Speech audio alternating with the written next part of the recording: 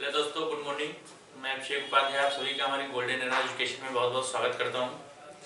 अपनी क्लास को हम आगे बढ़ाते हैं, जो कि हमारी चल रही है अभी संघीय कार्यपालिका, जिसमें हम राष्ट्रपति को पूरी तरीके से कवर कर लिए हैं। तो आज से हमारा उपराष्ट्रपति चलेगा। इससे संबंधित क्या प्रावधान है हमारे संविधान में जो दिए गए हैं, उसको हम देखते हैं पूरी तरीके से। धीरे धीरे हम मंत्रिपरिषद की तरफ आगे बढ़ेंगे। मंत्रिपरिषद में क्या क्या आते हैं, उसके बाद प्रधानमंत्री, फिर लास्ट में हमारा महान्यायवादी है अटॉर्नी जनरल ऑफ इंडिया। उसको देखने के बाद फिर हम संघीय विधायिका में बढ़ेंगे। तो उपराष्ट्रपति की शुरुआत हम करते हैं। तो एक बार इसमें देखते हैं कि इनके परिचय में क्या है। तो जैसा कि हम आपको संविधान का सोर्स पढ़ा रहे थे, तो वहां हम आपको बताए थे कि अमेरिका के संविधान से उपराष्ट्रपति का पद जो है भारतीय संविधान में एक तरीके से रखा गया है। ठीक है, तो सबसे पहला सवाल ये बनता है हमेशा कि उपराष्ट्रपति का पद जो है हमारे भारतीय संविधान में कहां से लिया गया है। तो आप हमेशा इस चीज को याद रखिएगा कि उपराष्ट्रपति का पद जो है हमारे भारतीय संविधान में यूएसए से लिया गया है, अमेरिका के संविधान से लिया गया है। ठीक है, इसके साथ साथ यहीं पे थोड़ी सी चीजें और देख लेते हैं कि हमारे भारत के जो प्रथम वाइस प्रेसिडेंट थे, first vice president of India, वो थे डॉक्टर सर्वपल्ली राधाकृष्णन। डॉक्टर सर्वपल्ली राधाकृष्णन, इनका जो समय काल था, ये समय काल था 1952 से 1962 तक इनका समय काल था। इनके बारे में कहा जाता था, बहुत अच्छे व्यक्ति थे ये। पहले ऐसे भारत के पहले ऐसे भारत के उपराष्ट्रपति थे जो राष्ट्रपति के भी रूप में निर्वाचित तो हो चुके हैं। तो सवाल अगर बने, क्वेश्चन बने, पहला तो क्वेश्चन ये बना आपका कि उपराष्ट्रपति का पद कहां से लिया गया है, तो अमेरिका से लिया गया है। दूसरा सवाल अगर बनता है कि भारत के पहले उपराष्ट्रपति कौन थे, तो डॉक्टर सर्वपल्ली राधाकृष्णन। और अगर ये पूछ लिया कि ऐसे पहले भारत का पहला उपराष्ट्रपति जिन्होंने राष्ट्रपति के भी रूप में निर्वाचित हुए हैं और कार्य किए हैं, वो कौन थे, डॉक्टर सर्वपल्ली राधाकृष्णन। उपराष्ट्रपति से संबंधित सवाल बनने के कुछ तरीके हैं, बहुत ज्यादा डीप में इसमें सवाल नहीं बनता। तो पहला तो ये पूछ लेता है कि उपराष्ट्रपति का पद कहां से लिया गया है, तो मोस्ट ऑफ सवाल यही से बनते हैं। दूसरा पूछता है कि उपराष्ट्रपति का पद किस आर्टिकल में दिया गया है, तो आर्टिकल 63 अनुच्छेद 63 क्या कहता है, अनुच्छेद 63 कहता है कि भारत का एक उपराष्ट्रपति होगा। भारत का एक उपराष्ट्रपति होगा, वीपी मतलब वाइस प्रेसिडेंट, उपराष्ट्रपति होगा, आर्टिकल 63। मोस्ट ऑफ सवाल यहां से बनते हैं कि 63 में, या फिर अनुच्छेद, ये क्वेश्चन ऐसे बना कि भारत का उपराष्ट्रपति निम्नलिखित से संबंधित है, अनुच्छेद 64, 63, अनुच्छेद 60 या अनुच्छेद 67, तो इससे संबंधित। तो 63 में उपराष्ट्रपति के पद की व्याख्या की गई है। अब इसी से सीरियल बाय सीरियल अगर हम चलें तो इसकी योग्यताओं के भी बारे में पूछा जाता है, उपराष्ट्रपति की निर्वाचन की रीति क्या है वो पूछा गया है। और सबसे बड़ा सवाल यह है कि हमारा जो भारत का उपराष्ट्रपति है वो राज्यसभा का पदेन सभापति, ex officio chairman of Rajya Sabha होता है, अपर हाउस जिसे कहा जाता है। तो सवाल सबसे ज्यादा यहां से बनता है कि निम्नलिखित में से राज्यसभा का सभापति है राष्ट्रपति, उपराष्ट्रपति, या फिर राज्यसभा का उपसभापति, या फिर लोकसभा अध्यक्ष, कुछ भी दे दिया उसमें, राज्यों के राज्यपाल। तो ये चीज आप याद रखिएगा कि भारत का उपराष्ट्रपति ही राज्यसभा का पदेन सभापति होता है। ये किस में दिया गया है, ये आर्टिकल 64 में दिया गया है। अनुच्छेद 64 कहता है कि भारत का जो उपराष्ट्रपति होगा, वाइस प्रेसिडेंट ऑफ इंडिया, ये क्या होगा, ये राज्यसभा का, आरएस मतलब राज्यसभा, राज्यसभा का पदेन सभापति होगा, पदेन सभापति होगा। इस चीज को हमेशा अपने जहन में रखिएगा, ये सवाल हमेशा बनते रहे हैं। मोस्ट चीजें जो आज हम आपको बता रहे एकदम एग्जाम के पॉइंट ऑफ व्यू से मेन चीजें हमने सिलेबस को डिजाइन किया है और वहीं से क्वेश्चन बनेंगे। तो क्वेश्चन यहां से बनता है, पदेन सभापति को इंग्लिश में कहते हैं एक्स ऑफिसो चेयरमैन कहा जाता है। यही हम आपको बता देते हैं कि इसको जो वेतन दिया जाता है मूल संविधान में उपराष्ट्रपति को वेतन देने का कोई प्रावधान नहीं है।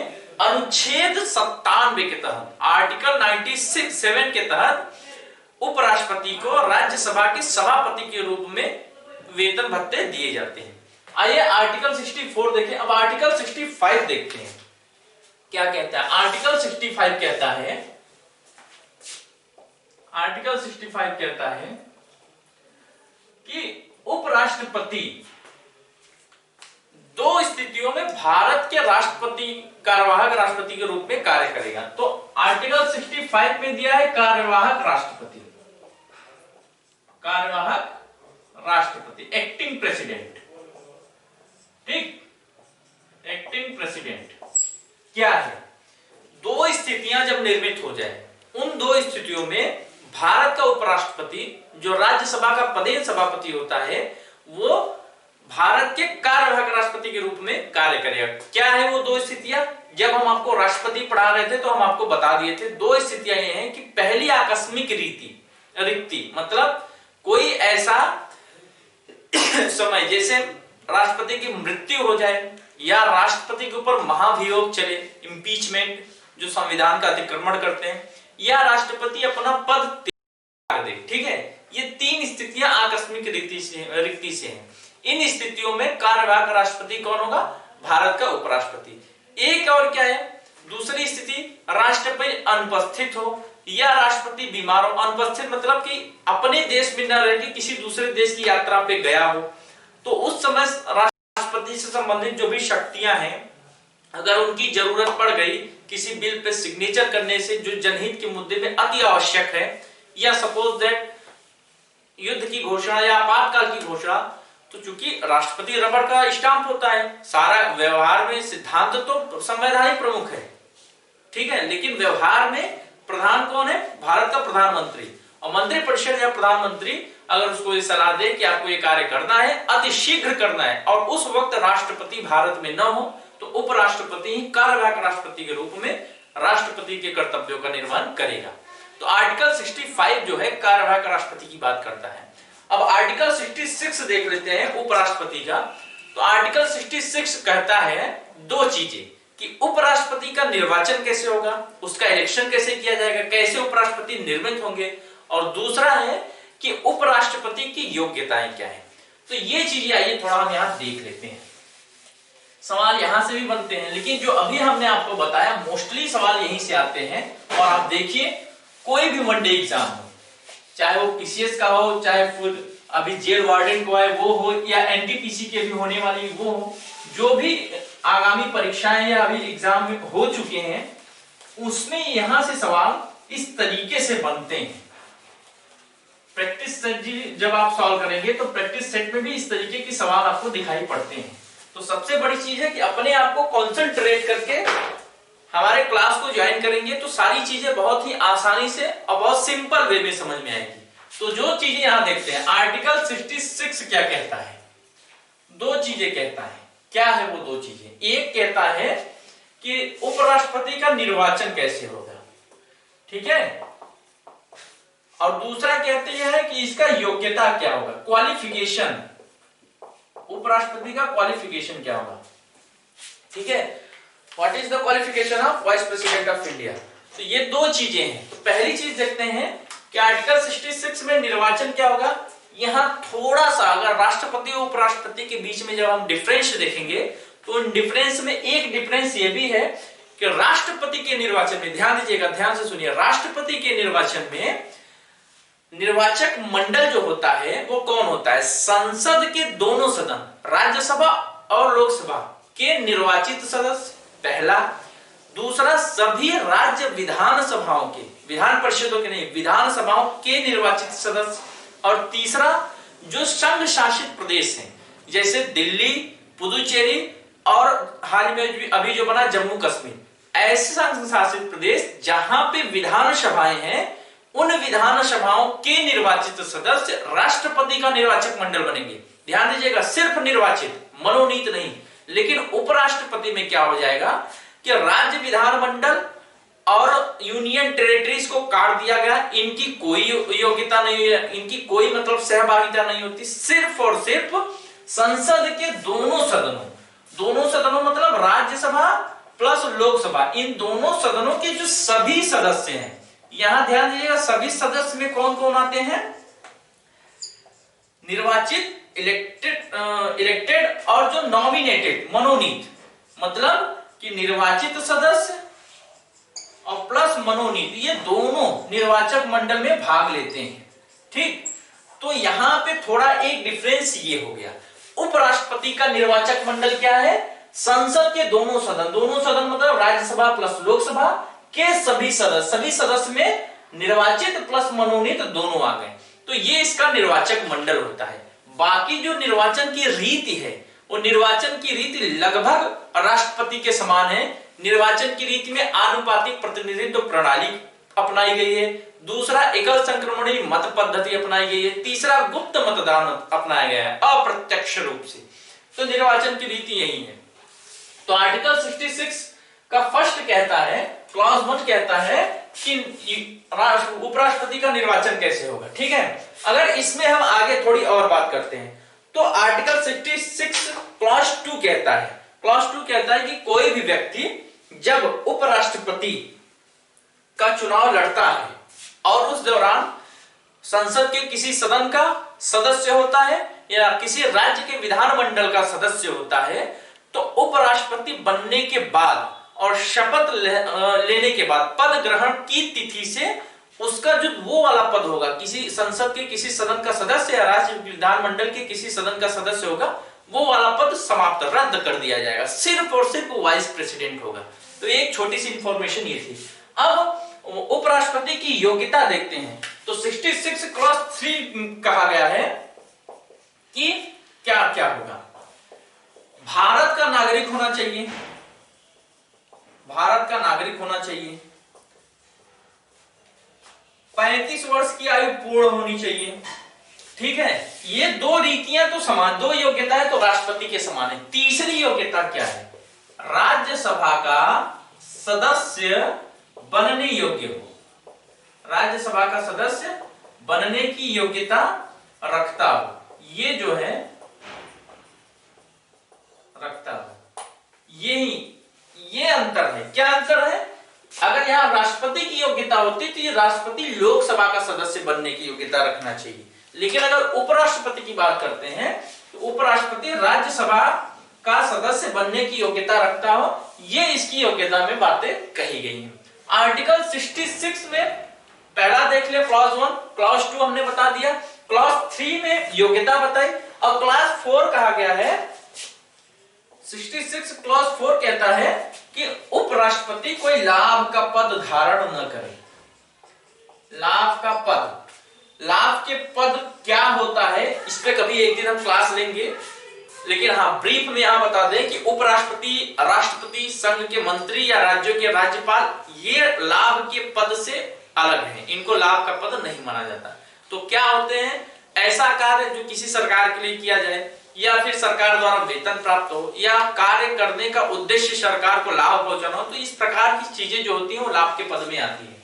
तो आर्टिकल 66 हमारा जो है उपराष्ट्रपति की निर्वाचन और योग्यता की बात करता है। आर्टिकल 67 की बात करते हैं। उपराष्ट्रपति का आर्टिकल 67 क्या कहता है? अनुच्छेद 67 कहता है इनकी पदावधि क्या होगी या इनका कार्यकाल क्या होगा। ठीक है, सॉरी, मतलब टर्म ऑफ ऑफिस क्या होगी, टर्म ऑफ ऑफिस क्या होगी? 5 वर्ष की होगी। क्या होगी? इनका कार्यकाल पद ग्रहण करने की तिथि से 5 वर्ष तक होगा। ठीक है, उसके बाद अगर इन्हें अपना जो है त्याग पत्र देना भी है तो वो किसे देंगे? और राष्ट्रपति को देंगे। कार्यकाल के बीच में ही किसी कारणवश अगर ये त्याग पत्र देंगे तो किसी देंगे? राष्ट्रपति को। इनकी जो, इनको हटाए जाने का जो एक और यहाँ पे अंतर देखिए राष्ट्रपति के साथ, कि राष्ट्रपति की पदावधि में महाभियोग नामक एक चीज है जो हमारे संविधान में दिया गया है, लेकिन हमारे संविधान में उपराष्ट्रपति को महाभियोग संबंधित कोई बातें नहीं है। तो एक अंतर ये हो गया। दूसरा क्या है, संविधान का अतिक्रमण करने पर राष्ट्रपति को हटाने की बात कही गई है, लेकिन उपराष्ट्रपति को किसी भी आधार पर हटाया जा सकता है। मतलब मूल संविधान में कोई आधार नहीं है कि फला आधार पे या फला कारणों से उपराष्ट्रपति को हम हटाए जा रहे हैं।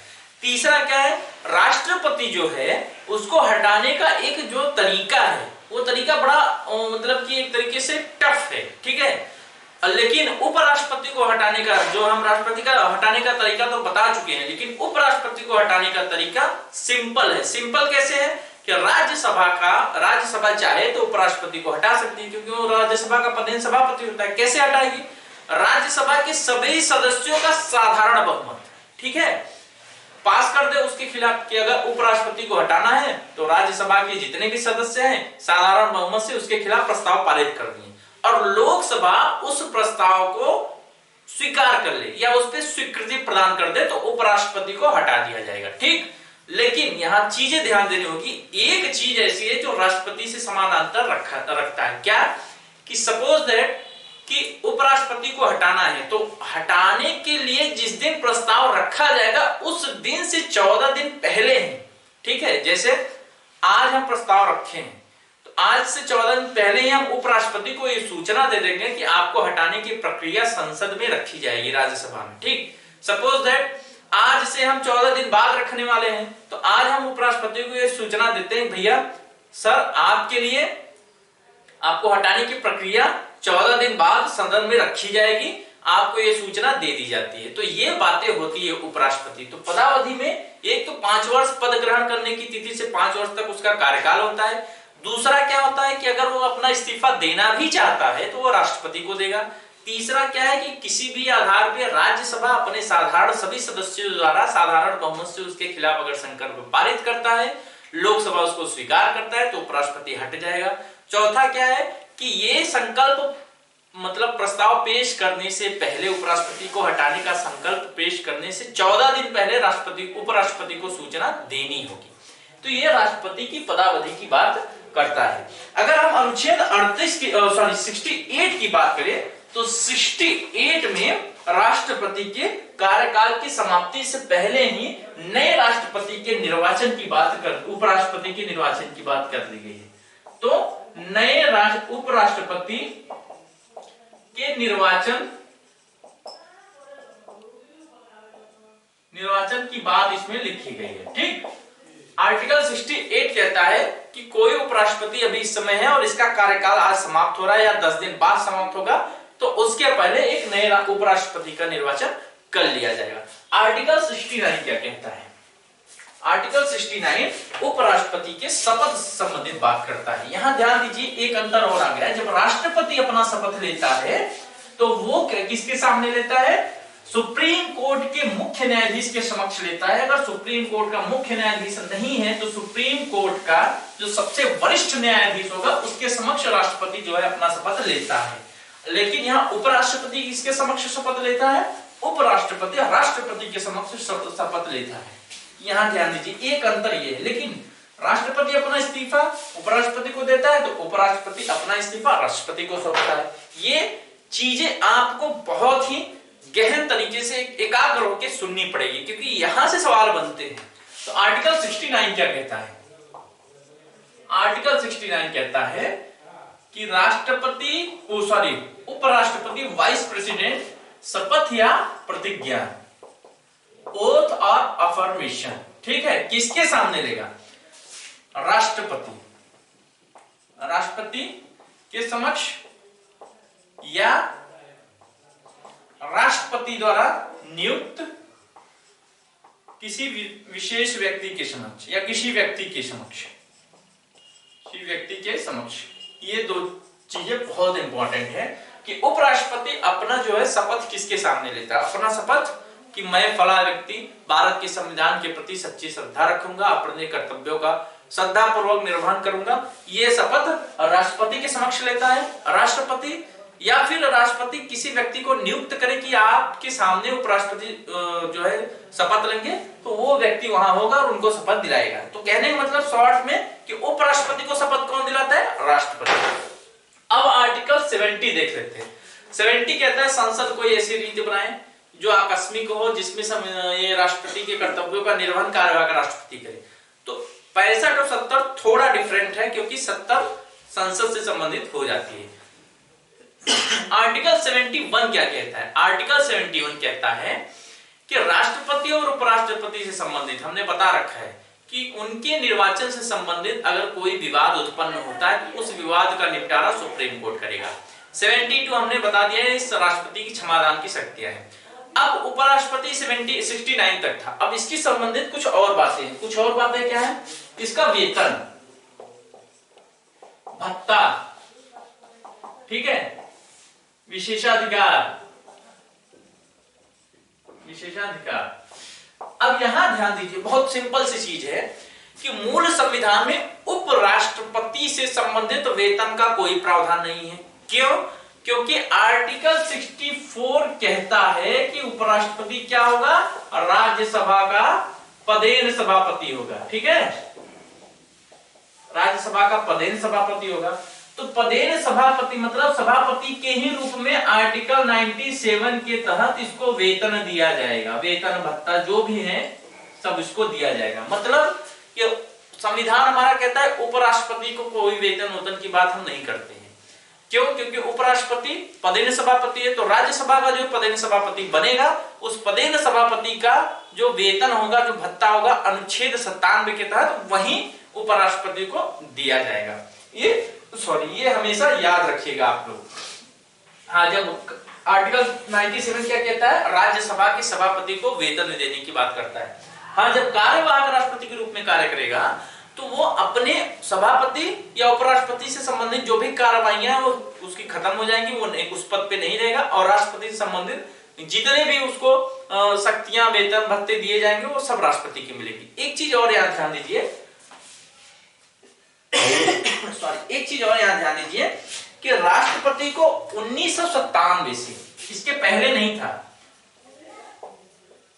उपराष्ट्रपति को 1997 से पेंशन भी दिया जाने लगा। अगर वो रिटायर होते हैं तो उनको पेंशन भी दिया जाएगा। ये 1997 से इसका जिक्र किया गया। वर्तमान में वाइस प्रेसिडेंट ऑफ इंडिया की सैलरी कितनी है? 4 लाख रुपए। कितनी रुपए?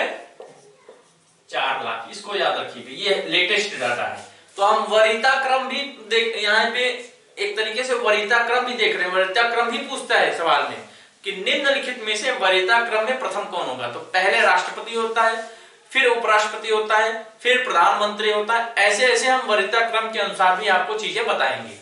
तो 4 लाख रुपए। राष्ट्रपति का कितना है? 5 लाख। उपराष्ट्रपति मतलब सभापति का कितना है? 4 लाख रुपए। ये तो इनका वेतन हो गया। अब इनके थोड़े कार्य देख लेते हैं। ये कौन से ऐसे कार्य हैं जो इनके दायरे में आते हैं। तो चूंकि उपराष्ट्रपति राज्यसभा का पदेन सभापति होता है तो उसकी कार्यवाहियां भी राज्यसभा से ही संबंधित होगी। क्या संबंधित होगी? ये होगी, एक तो पहले तो ये है कि वो राज्यसभा के सभापति के रूप में कार्य करेगा। ठीक।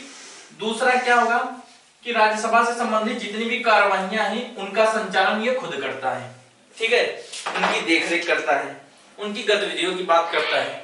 फिर राज्यसभा की जो बैठकें होती हैं उन बैठकों की अध्यक्षता करता है। तो क्या क्या इसके काम है? बैठकों, राज्यसभा की बैठकों की अध्यक्षता करना, सदन की कार्रवाई का संचालन करना, कोई भी बिल आता है तो उस बिल पे विचार विमर्श, बहस करवाना।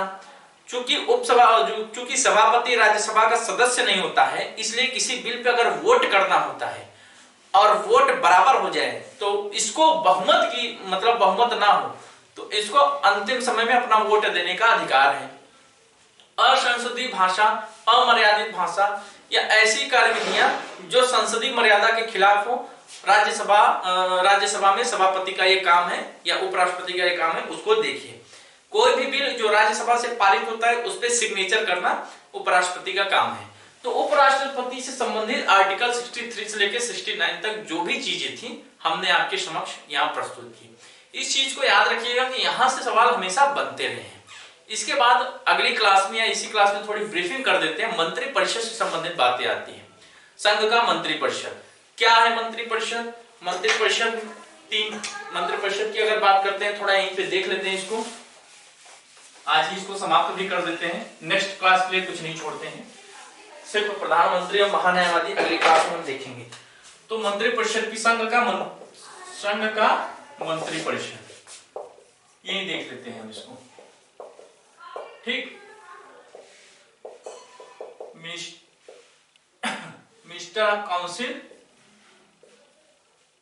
ये देख लेते हैं, ठीक है। ऑफ यूनियन क्या है?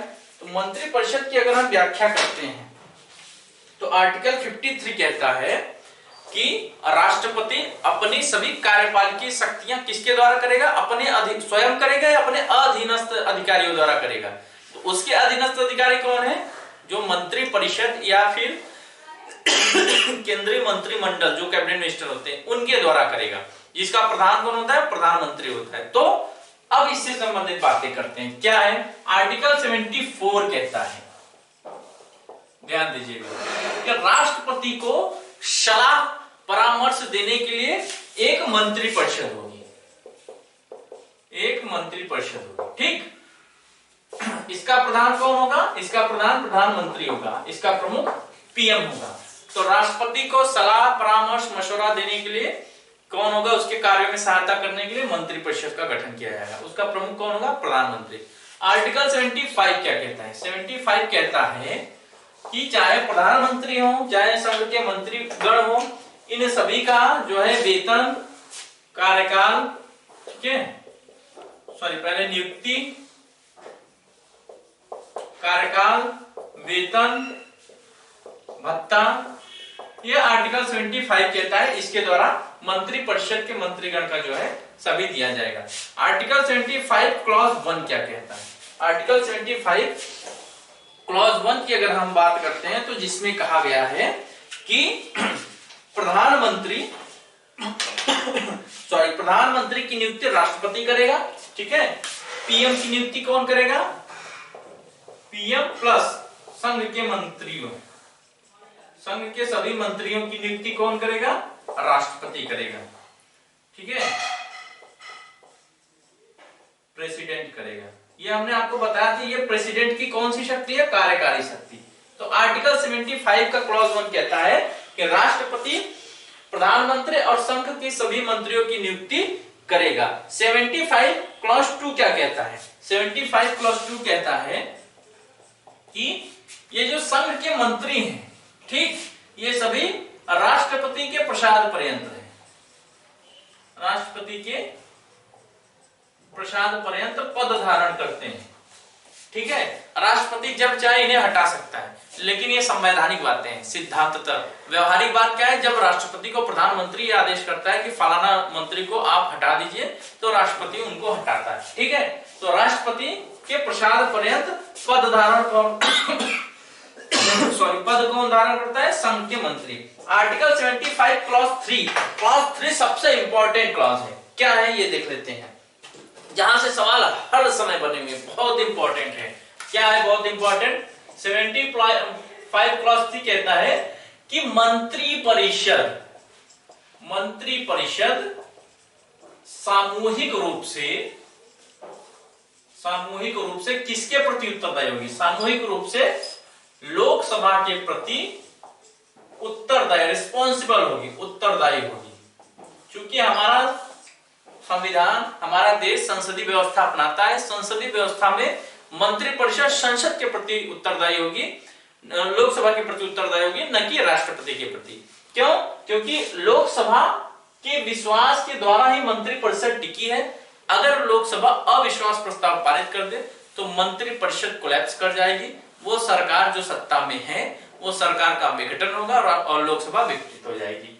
तो ये बड़ा इंपॉर्टेंट है, यहां से सवाल हमेशा बड़ा है, पूछा जाता है कि मंत्रिपरिषद सामूहिक रूप से उत्तरदायी है। दे दिया article 75 clause 3, 75 clause 2, clause 1, clause 4, या ऐसे दे दिया अनुच्छेद 74, अनुच्छेद 75, अनुच्छेद 76, अनुच्छेद 77। तो ये याद रखिएगा 75 क्लॉज 3, ठीक है। यहां से सवाल हमेशा मंत्रिपरिषद से बने हुए हैं। अब थोड़ी सी व्यवहारिक बातें कर लेते हैं। जो व्यवहारिक बातें हैं, संघ का मंत्रिपरिषद बनता कैसे, मंत्रिपरिषद की संरचना क्या होती है, मंत्रिपरिषद, उसके बाद मंत्रियों की योग्यताएं क्या होती हैं, ठीक है। ये चीजें यहाँ पे थोड़ा हम देख लेते हैं, बहुत इंपॉर्टेंट चीजें यहाँ से सवाल बने हैं। हमेशा बनते रहे हैं। तो मंत्रिपरिषद की हम संरचना देखते हैं। तो संरचना की बात करते हैं, अगर हम संरचना की बात करते हैं तो कौन कौन होता है? एक पीएम होता है, ठीक, एक पीएम होता है, एक कैबिनेट मंत्री होता है, कैबिनेट मंत्री जिसे मंत्रिमंडल कहा जाता है, एक राज्य मंत्री होता है जिसे स्वतंत्र प्रभार भी कहा जाता है, मिनिस्टर ऑफ स्टेट,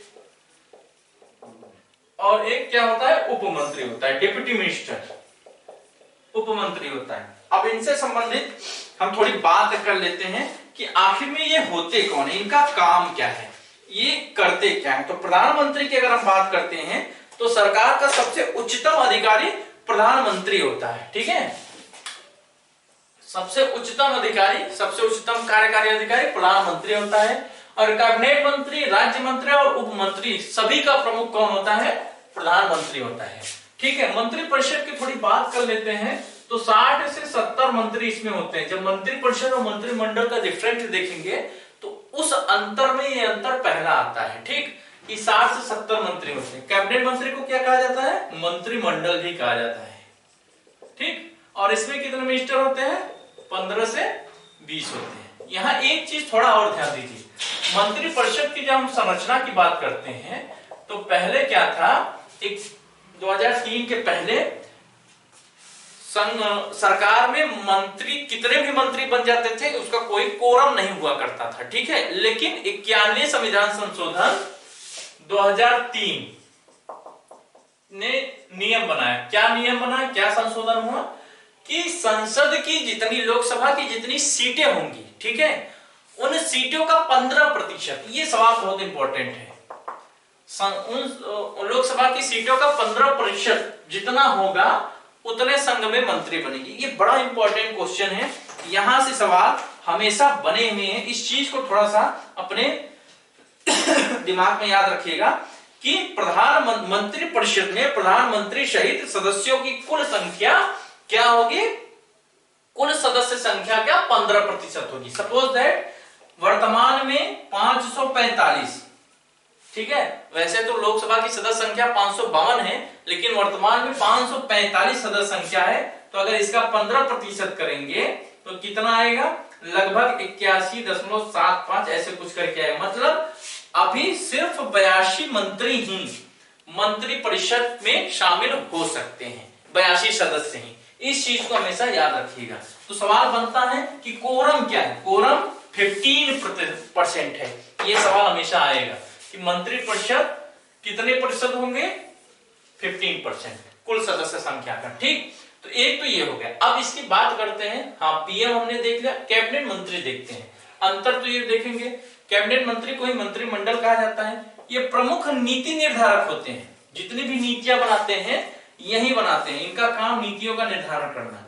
प्रमुख मंत्रालयों के प्रमुख, सबसे जो इंपॉर्टेंट मंत्रालय जैसे वित्त मंत्रालय, रक्षा मंत्रालय, विदेश मंत्रालय, रेलवे मंत्रालय, ठीक है, सभी, या फिर कृषि मंत्रालय, सबका प्रमुख कैबिनेट मंत्री होता है। और कैबिनेट मंत्री की बात कर लें तो सामूहिक रूप से ये सभी वित्त मंत्री, विदेश मंत्री, रक्षा मंत्री सभी सामूहिक रूप से ही कैबिनेट मंत्री कहे जाते हैं। भारत के प्रशासन की जो है सर्वोच्च इकाई यही है कि भारत का जो एडमिनिस्ट्रेशन किया जा रहा है वो कैबिनेट मंत्रियों की, हर सप्ताह इनकी बैठक होती है, या फिर जब प्रधानमंत्री बुलाए। और इसकी अध्यक्षता कौन करता है? प्रधानमंत्री खुद करता है, या प्रधानमंत्री द्वारा नियुक्त कोई मंत्री करता है। तो कहने का मतलब शासन की सर्वोच्च इकाई कैबिनेट मंत्री है। नीति निर्धारक, सर्वोच्च नीति निर्धारक भारत का कैबिनेट मिनिस्टर है।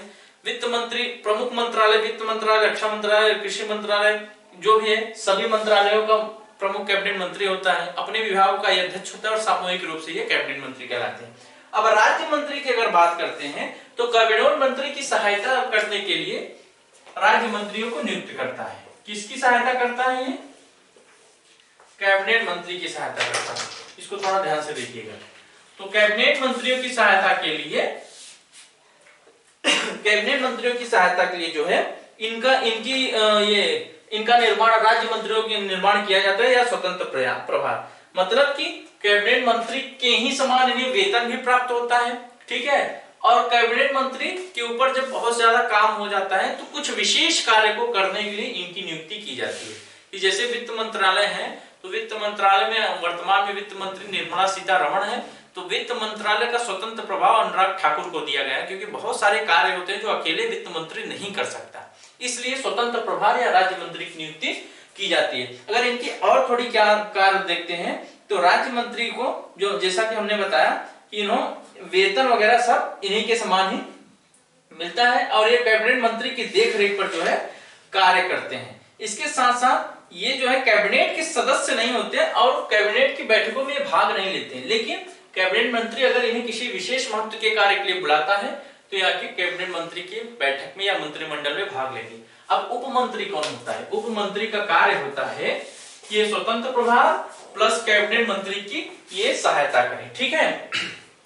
बाकी अगर इसमें थोड़ी सी और बात करें, ये मंत्रिमंडल की बैठक में भाग नहीं लेते, मंत्रिमंडल के निर्धारण में इनके कोई भूमिका नहीं होती है। ये जो है प्रशासनिक, राजनीतिक, संसदीय कार्यों में कैबिनेट मंत्री की और राज्य मंत्री की जो है पूरी तरीके से एक तरीके से सहायता करते हैं। तो मंत्री परिषद की ये संरचना है। मंत्री परिषद की संरचना में हमने आपको ये बताया अनुच्छेद 74 क्या कहता है, 75 क्या कहता है। अब बाकी हमारा रह गया थोड़ा मंत्री परिषद में, चूंकि जो प्रधानमंत्री आता है तो ये प्रधानमंत्री का एक अलग से टॉपिक है। इस टॉपिक को हम कल की क्लास में डिस्कशन करेंगे। और एक टॉपिक बच गया, भारत का महान्यायवादी, ठीक है। तो कल की क्लास में इसको हम पूरा करते हैं, कवर करते हैं। फिर कल की क्लास में मंत्री परिषद की आज तो संरचना देख लीजिए, इनके कार्य क्या होते हैं, इनकी योग्यताएं क्या होती, इनकी सैलरी क्या होती, कल की क्लास में हम करते हैं। तो दोस्तों ये वीडियो अच्छा लगा होगा तो लाइक करिएगा, सब्सक्राइब करिएगा, शेयर करिएगा। बहुत बहुत धन्यवाद।